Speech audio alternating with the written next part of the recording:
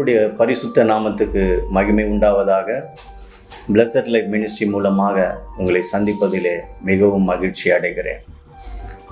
கர்த்தருடைய வார்த்தையிலே வல்லமை உண்டு, கர்த்தருடைய வார்த்தையிலே அதிகாரம் உண்டு, கர்த்தருடைய வார்த்தையிலே சுகம் உண்டு, கர்த்தருடைய வார்த்தையிலே ஆசீர்வாதங்கள் உண்டு, கர்த்தருடைய வார்த்தையிலே ரட்சிப்பு உண்டு, கர்த்தருடைய வார்த்தையிலே விடுதலை உண்டு, கர்த்தருடைய வார்த்தையிலே சமாதானம் உண்டு, கர்த்தருடைய வார்த்தையிலே ஆலோசனை உண்டு.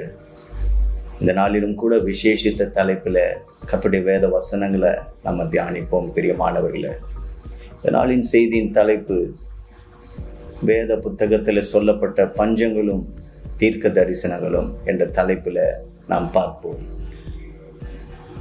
மத்தேயு 24:7 சொல்லுகிறது, ஜனத்துக்கு விரோதமாய் ஜனமும் ராஜ்யத்துக்கு விரோதமாய் ராஜ்யமும் எழும்பும், பஞ்சங்களும் கொள்ளை நோய்களும் பூமி அதிர்ச்சிகளும் பல இடங்களில் உண்டாகும், இவைகளெல்லாம் வேதனைகளுக்கு ஆரம்பம் என்று இயேசு கிறிஸ்து சொன்ன தீர்க்க தரிசன வசனங்கள், கர்த்தருடைய வருகை குறித்து சொன்ன தீர்க்க தரிசன வசனங்கள். இது உபத்திரவ காலத்தை குறித்து சொல்லப்பட்ட தீர்க்க தரிசன வசனங்கள். பிரியமானவர்களே, கிரேக்க வார்த்தையில லீமோஸ் என்று சொன்னால் ஹங்கர் என்ற அர்த்தம், அதாவது பட்டினி பசி என்ற அர்த்தம். பிரியமானவர்களே, இன்றைக்கு சாப்பிடுவதற்கு உணவு இல்லைன்னா ரொம்ப கஷ்டம். 3 வேளை நம்ம சாப்பிட்றோம், திருப்தியாக இருக்கிறோம். இதே சமயத்தில் அநேக நாடுல சாப்பிட்றதுக்கு வழி இல்லாமல், தண்ணீர் குடிக்கிறதுக்கு வழி இல்லாமல், மின்சாரம் இல்லாமல் கஷ்டப்படுற காரியங்களை நம்ம செய்தியில் பார்க்கிறோம். பிரியமானவர்களே, இஸ்ரேல் காசா அந்த போர் நடந்து கொண்டு இருக்கிறது. இன்றைக்கும் மக்கள் அவதிப்பட்டு கொண்டு இருக்கிறார்கள். அநேக சிறு பிள்ளைகளெல்லாம் மடிந்து போயிருக்கிறார்கள். அநேகர் ஹாஸ்பிட்டலில் இருக்கிறாங்க. மின்சாரம் இல்லாமல், சாப்பாட்டுக்கு வழி இல்லாமல் எவ்வளோ கஷ்டப்படுறாங்க. பிரியமானவர்களே, அதே மாதிரி ரஷ்யா உக்ரைன் வார்னால அநேக பாதிப்புகளை நம்ம பார்த்தோம். பிரியமானவர்களே, அது மாத்திரமல்ல, ஆப்பிரிக்கா நாட்டிலையும் சூடான், எத்தியோப்பியா, சொமாலியா போன்ற நாடுகளில் ஜனங்கள் அல்லல் படுகிற காரியங்களை நம்ம செய்தியில் பார்க்கிறோம். பிரியமானவர்களே, எவ்வளோ ஜனங்கள், 7 பில்லியன் ஜனங்கள் இந்த பூமியில் வாழுகிறார்கள். அதில் 850 மில்லியன் ஜனங்கள் பற்றாக்குறையினால, உணவு பற்றாக்குறையினால அவதிப்படுகிறார்கள். பிரியமானவர்களே, ஒவ்வொரு வருஷமும் 9 மில்லியன் ஜனங்கள் பசியினாலும் பசியை சார்ந்த வியாதியினாலும் மரித்து போகிறார்கள் என்று புள்ளி விவரம் சொல்லுகிறது. பிரியமானவர்களே, யுனைடெட் நேஷன்ஸ் உடைய புள்ளி விவரம் சொல்லுகிறது, ஒவ்வொரு நாளும் 25,000 பேர் பசியினாலே மடிந்து போகிறார்கள் என்று புள்ளி விவரம் சொல்லுகிறார். அதில் 25,000 பேர்ல 10,000 சிறு பிள்ளைகள் அடங்கியுள்ளது. பிரியமானவர்களே, எவ்வளவு வேதனையான காரியம் பாருங்க. சூடான் தேசத்துல இதுவரைக்கும் பசியினாலே மடிந்தவர்கள் 18 மில்லியன். பிரியமானவர்களே, மிகவும் கொடிய பஞ்சங்கள் எல்லாம் இந்த பூமியில நடந்ததாக சரித்திரம் கூறுகிறது.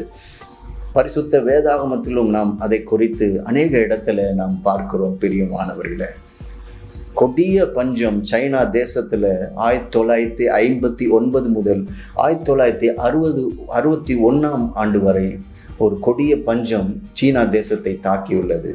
இதனால ஏறக்குறைய 55 மில்லியன் பேர் மரித்து போயிருக்கிறார்கள் என்று நாம் சரித்திரத்துல பார்க்கிறோம். பிரியமானவர்களே, பரிசுத்த வேதாகமத்திலே நாம் பார்க்கிற வசனங்கள் எல்லாம் பார்த்தபோது ஏறக்குறைய 14 பஞ்சங்களை குறித்து வேத புத்தகத்தில் நாம் பார்க்கிறோம். பிரியமானவர்களே, அது மாத்திரமல்ல, கடைசி காலத்தில் வரப்போகிற பஞ்சம், உபத்திரவ காலத்தில் வரப்போகிற பஞ்சத்தை குறித்து வேத வசனங்கள் நம்ம எச்சரிக்கிறது. பிரியமானவர்களே, மத்தேயு 24:7, மார்க் 13:8, லூக்கா 21:11, வெளிப்படுத்தின விசேஷம் 6:8, வெளிப்படுத்தின விசேஷம் 18:8, இவையெல்லாம் பஞ்சத்தை குறித்து எச்சரிக்கிறது. பிரியமானவர்களே, வேத வசனத்தில் முதல் எழுதப்பட்ட பஞ்சம் ஆதியாகமம் புத்தகம்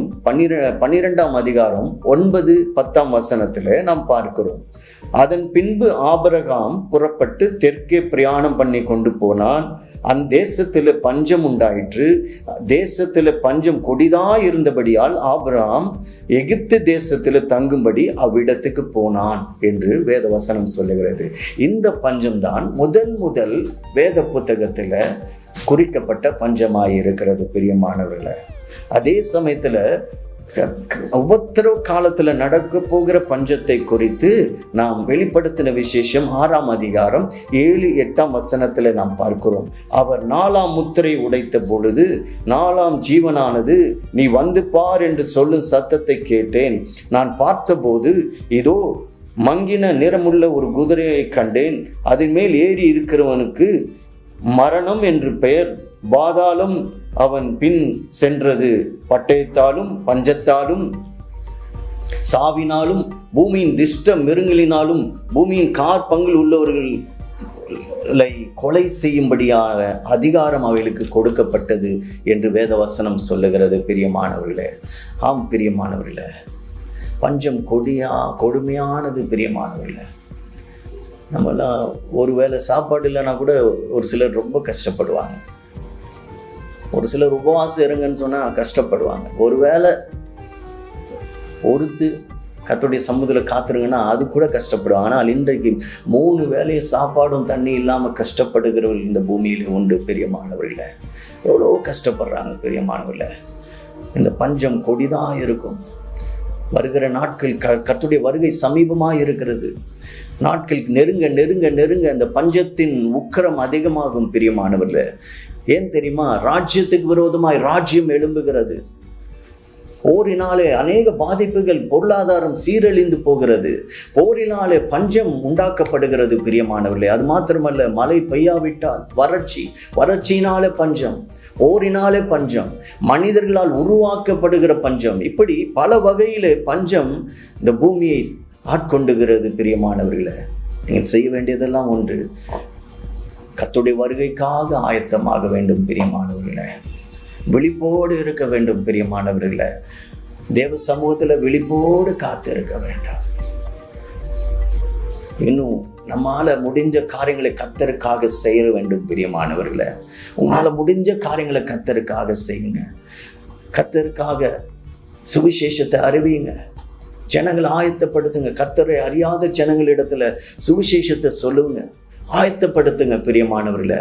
கர்த்தருடைய வருகை சமீபமாக இருக்கிறது பிரியமானவர்களே. யுனைடெட் நேஷன்ஸ் உடைய அந்த ஃபுட் அண்ட் அக்ரிகல்ச்சர் ஆர்கனைசேஷன் சொல்றாங்க, ஆப்பிரிக்கா தேசத்துல 53 நாடுகள் உண்டு. அந்த 53 நாடுகளிலே 23 நாடுகள் உணவு பற்றாக்குறையினாலே பாதிக்கப்படுகிறார்கள் என்று புள்ளி விவரம் சொல்லுகிறது பிரியமானவர்களே. அது மாத்திரமல்ல, கடந்த 10 ஆண்டுகளுக்கு மேலாக நார்த் கொரியாவில் ஏறக்குறைய 2 மில்லியன் ஜனங்கள் பஞ்சத்தினாலே மரித்து போயிருக்கிறார்கள். உணவு இல்லாமல் பசியினால மரித்து போயிருக்கிறார்கள் பிரியமானவர்களே. சரித்திரம் கூறுகிறது, 1932ஆம் ஆண்டு முதல் 34ஆம் ஆண்டு வரை சோவியத் யூனியன்ல ஒரு சர்வாதிகாரியாக இருந்த ஜோசப் ஸ்டாலின் அவரால் அவருடைய திட்டங்களினாலே ஏறக்குறைய 8 மில்லியன் ஜனங்கள் பஞ்சத்தினாலே மரித்து போயிருக்கிறார்கள் பிரியமானவர்களே. எனக்கு அருமையானவர்களே, நாம் இருக்கிற காலம் சமீபமாய் இருக்கிறது. கர்த்தருடைய வருகை சமீபமாய் இருக்கிறது பிரியமானவர்களே. மத்தேயு 24ஆம் அதிகாரம் 21-22 வசனம் சொல்லுகிறது, ஏனெனில் உலகம் உண்டானது முதல் இதுவரைக்கும் சம்பவித்திராததும் இனிமேல் சம்பவியாததுமான மிகுந்த உபத்திரம் அப்பொழுது உண்டாயிருக்கும். மிகுந்த உபத்திரம் அப்போது உண்டாயிருக்கும். அந்நாட்கள் குறைக்கப்படாதிருந்தால் ஒருவனாகிலும் தப்பி போவதில்லை. தெரிந்து கொள்ளப்பட்டவர்கள் நிமித்தமோ அந்த நாட்கள் குறைக்கப்படும் என்று அந்த வசனம் சொல்லுகிறது பிரியமானவர்களே. ஆம் பிரியமானவர்களே, பஞ்சம் மிகவும் கொடியது பிரியமானவர்களே. இந்த கொரோனா வைரஸ்னால எவ்வளவு பாதிக்கப்பட்டோம். அந்த கொரோனா வைரஸ்னால பொருளாதாரம் சீரழிந்தது, விலைவாசி உயர்ந்தது. வீட்டுக்கு வெளியே போக முடியாதபடி சிறைப்பட்டவர்களா எல்லாரும் வீட்டில் இருந்தாங்க. சைனா தேசத்துல ஏறக்குறைய 11 மில்லியன் ஜனங்கள் வீட்டை விட்டு வெளியே போகாமல் வீட்டுக்குள்ளேயே இருந்தாங்க. நம்முடைய இந்தியா தேசத்திலும் எல்லாரும் வீட்டுக்குள்ளேயே இருந்தோம். உணவு பற்றாக்குறை. ஆம் பிரியமானவர்களே, தேசத்தின் மீது வறட்சிகள் வரும்போது, மழை பெய்யாது இருக்கும்போது அங்கே பஞ்சங்கள் உண்டாகிறது. அது மாத்திரமல்ல, ராஜ்யத்துக்கு விரோதமாய் ராஜ்யம் எழும்போது பஞ்சம் உண்டாகிறது. அது மாத்திரமல்ல, இந்த மாதிரி கொள்ளை நோய்கள் வரும்போது பஞ்சம் உண்டாகும் பிரியமானவர்களே. உற்பத்தி இருக்காது, அதனால பஞ்சம். அது வாங்குவதற்கு திராணி இருக்காது, சூழ்நிலை இருக்காது, எல்லாம் அடைப்பட்டதா இருக்கும். யோசித்து பாருங்க, ஒரு ரொட்டி துண்டு கிடைக்காதா என்று ஏங்குகிற ஒரு சூழ்நிலைக்குள்ளெல்லாம் ஒரு சில ஜனங்கள் தள்ளப்பட்டார்கள். வியாதியின் அகோரத்தினால் அநேக முதியவர்கள் இறந்தார்கள். எனக்கு அருமையானவர்களே, கர்த்தருடைய வருகை சமீபமாக இருக்கிறது. நாம் ஆயத்தமாக வேண்டும். இன்னும் அநேக பஞ்சங்கள் வந்து கொண்டே இருக்கும் பிரியமானவர்களே. வேத வசனத்தில் சொல்லப்பட்ட பஞ்சங்கள் தவிர அநேக பஞ்சங்கள் வந்து கொண்டே இருக்கும். அதோடைய தீவிரமும் அதிகமாகி கொண்டே இருக்கும் பிரியமானவர்களே. ஏன் தெரியுமா? கர்த்தருடைய வருகை சமீபமாக இருக்கிறது. அவருடைய வருகைக்காக நாம் ஆயத்தமாக வேண்டும் பிரியமானவர்களே. அது மாத்திரமல்ல, வேத வசனம் சொல்லுகிறது கர்த்தருடைய வார்த்தைக்கு பஞ்சம் வரும் என்று வேத வசனம் சொல்லுகிறது. இப்பொழுதே அது அதிகமாய் கொண்டு இருக்கிறது. இன்றைக்கு பைபிள் வேத புத்தகத்தை கையில் எடுக்கிறவங்க எத்தனை பேர்? சர்ச்சுக்கு வரும்போதே பைபிள் கூட எடுக்காம அநேகர் வருகிறார். கேட்டால் மொபைல்லே இருக்குது, எனக்கு டேப்லெட்டில் இருக்குது, அதில் நாங்கள் பார்த்துக்கிறோன்னு சொல்கிறாங்க. நல்லது தான், ஆனால் நாளடைவில் என்ன ஆகும்? அதுவும் தேவையில்லை என்று சொல்லுகிற நிலைமைக்குள்ள ஜனங்கள் தள்ளப்படுவார்கள் பிரியமானவர்களே. இந்த பைபிள் அச்சடிப்பதற்காக எவ்வளவு பிரயாசப்படுகிறார்கள் இந்த பைபிள் சொசைட்டி என்பவர்கள். அநேகர் அதுக்காக ஸ்பான்சர் பண்ணி அது அச்சிடுகிறார்கள். உலகெங்கும் அது பிரசித்தப்படுகிறது பிரியமானவர்களே. அநேக மொழியிலே அச்சிடப்பட்ட அந்த புத்தகம் உலகத்திலே இந்த பைபிள் ஒன்று தான் பிரியமானவர்களே. சீனா தேசத்தில் அது மறைவாய் அச்சிடப்பட்டு வெளியிடப்படுகிறது என்று நாம் செய்தியில பார்க்கிறோம் பிரியமானவர்களே. ஆம் பிரியமானவர்களே, இந்த பைபிள் வசனத்தை அதிக முக்கியத்துவம் நம்ம கொடுப்போம். ஒரு காலம் வரும், பஞ்சம் உண்டாகும் என்று வேத வசனம் சொல்லுகிறது. கர்த்தருடைய வார்த்தையை கேட்க தாகமா போவாங்க, ஆனா வார்த்தை இருக்காது. ஏன் தெரியுமா?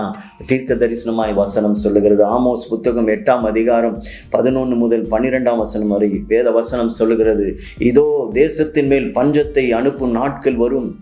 ஆகார குறைவினால் உண்டாகிய பஞ்சம் அல்ல, ஜல குறைவினால் உண்டாகிய தாகம் அல்ல, கர்த்தருடைய வசனம் கேட்க கிடையாத பஞ்சத்தை அனுப்புவேன் என்று கர்த்தராகிய ஆண்டவர் சொல்லுகிறார் என்று வேத வசனம் சொல்லுகிறது.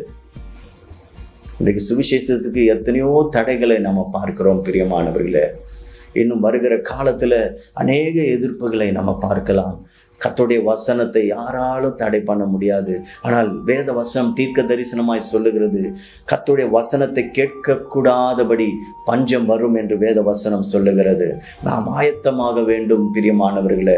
கர்த்தருடைய வருகைக்காக ஆயத்தமாக வேண்டும். 2 திமோத்தி புத்தகம் 4ஆம் அதிகாரம் 3 முதல் 4ஆம் வசனம் சொல்லுகிறது, ஏனென்றால் அவர்கள் ஆரோக்கியமான உபதேசத்தை பொறுக்க மனதில்லாமல் செவித்தினம் உள்ளவர்களாகி தங்கள் சுய இச்சைகளின் கேற்றபடி போதகர்களை தங்களுக்கு திரளாக சேர்த்து கொண்டு சத்தியத்துக்கு செவியை விலக்கி கட்டுக்கதைகளுக்கு சாய்ந்து போகும் காலம் வரும் என்று வேதவசனம் சொல்லுகிறது.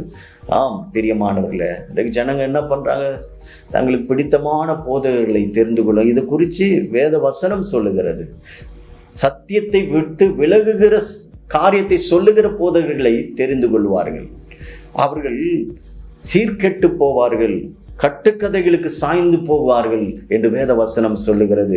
ஆம், ஆரோக்கியமான உபதேசத்துக்கு நாம் செவி கொடுப்போம் பிரியமானவர்களே. சத்தியத்துக்கு நம்ம கீழ்ப்படிவோம். வெளிப்படுத்தின விசேஷம் 22ஆம் அதிகாரம் 18 முதல் 19ஆம் வசனம் சொல்லுகிறது, இந்த புஸ்தகத்தில் உள்ள தீர்க்க தரிசன வசனங்களை கேட்கிற யாவருக்கும் நான் சாட்சியாக எச்சரிக்கிறதாவது, ஒருவன் இவைகளோடு எதையாகிலும் கூட்டினால் இந்த புஸ்தகத்தில் எழுதியிருக்கிற வாதைகளை தேவன் அவன் மேல் கூட்டுவார். ஒருவன் இந்த தீர்க்க தரிசன புஸ்தகத்தின் வசனங்களிலிருந்து எதையாகிலும் எடுத்து போட்டால் ஜீவ புஸ்தகத்திலிருந்து பரிசுத்த நகரத்திலிருந்தும் இந்த புஸ்தகத்தில் எழுதப்பட்டவைகளிலிருந்தும் அவனுடைய பங்கை எடுத்து போடுவார் தேவன். ஹல்லேலூயா! இதுதான் கர்த்தருடைய எச்சரிப்பு. என்னோடு கூட சேர்ந்து இந்த வேலையில செபிப்பீர்களா பிரியமானவர்களே? ஒருவேளை நீங்கள் கர்த்தருடைய வருகைக்காக ஆயத்தமில்லாமல் இருக்கலாம். வேத வசனம் எச்சரிக்கிறது, கொடிய காலம் வரும், பஞ்சங்களும் பூமி அதிர்ச்சிகளும் உண்டாகும், கொள்ளை நோய்களும் வரும், ராஜ்யங்களுக்கு விரோதமாய் ராஜ்யம் எழும்பும், நீங்கள் ஆகவே ஆயத்தமாகுங்கள் என்று வேத வசனம் நம்மை எச்சரிக்கிறது. கர்த்தருடைய வருகையின் போது நாம் வெட்கப்பட்டு போகக்கூடாது. அவரை தைரியமாய் எதிர்கொண்டு செல்ல நாம் ஆயத்தமாய் இருக்க வேண்டும். ஒருவேளை நீங்கள் ஆயத்தமாய் இல்லாமல் இருந்தால், எனக்கு அருமையானவர்களே, வேத வசனத்தின் எச்சரிப்புக்கு செவி கொடுத்து அவருடைய வசனத்துக்கு கீழ்ப்படிந்து கர்த்தராகிய இயேசு கிறிஸ்துவின் அவருடைய ரட்சிப்பை காத்து கொண்டு அவருக்கு கீழ்ப்படிந்து ரட்சிப்பை சுதந்தரித்து கொண்டு ஆயத்தமாயிருங்கள். கர்த்தர் உங்களை ஆசீர்வதிப்பார். ஹல்லேலூயா. இந்த வேளையில ஜெபிப்போமா? கர்த்தாவே, எங்களை ஆயத்தப்படுத்துங்க, உங்களுடைய வருகைக்காக எங்களை ஆயத்தப்படுத்துங்க. நாங்கள் விழிப்போடு இருக்க கிருபை செய்யுங்க. எங்கள் வழிகள் எல்லாம் சுத்தமாக்கும். உமக்கு பிரியமாய் வாழ, உங்களுடைய வருகைக்காக எப்போதும் தைரியமாய் ஆயத்தத்தோடு இருக்க கிருபை செய்யுங்க. ஆசீர்வதிங்க. மீட்பரும் இரட்சகருமான இயேசு கிறிஸ்து மூலம் விண்ணப்பத்தை ஏறெடுக்கிறேன், ஜீவனுள்ள நல்ல பிதாவே, ஆமென். ஆம் பிரியமானவர்களே, கர்த்தர் உங்களை ஆசீர்வதிப்பாராக. இந்த ஸ்கிரீன்ல போடப்பட்ட அந்த மொபைல் நம்பர் மூலமாக ஆலோசனைக்காகவும் ஜெபத்துக்காகவும் என்னிடத்தில் தொடர்பு கொள்ளுங்கள். உங்களுக்காக பாரத்தோடு நான் ஜெபிக்க விரும்புகிறேன். இந்த செய்தி உங்களுக்கு பிரயோஜனமாக இருக்கும் என்று நம்புகிறேன். மீண்டுமாய் அடுத்த செய்தியிலே சந்திப்போம். நன்றி.